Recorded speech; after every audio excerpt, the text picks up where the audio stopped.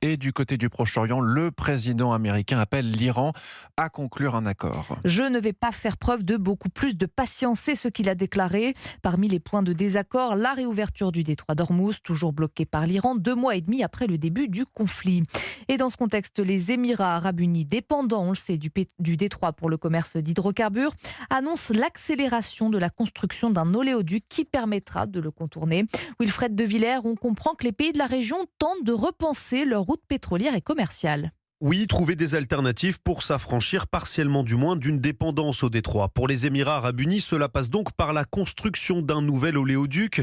Celui-ci traversera le pays d'ouest en est pour déboucher dans le golfe d'Oman. La livraison du projet est désormais prévue pour 2027. Le pays peut déjà compter sur un premier oléoduc du même genre, tout comme l'Arabie saoudite qui, depuis le début du conflit, fait transiter son pétrole vers l'ouest, vers la mer Rouge, comme l'explique Thierry Brosse, spécialiste des questions énergétiques. L'Arabie saoudite avait déjà ce pipe qu'elle avait imaginé avant le problème du détroit d'Ormuz et qui aujourd'hui fonctionne à pleine capacité. Les Émirats arabes unis ont aussi ce pipe.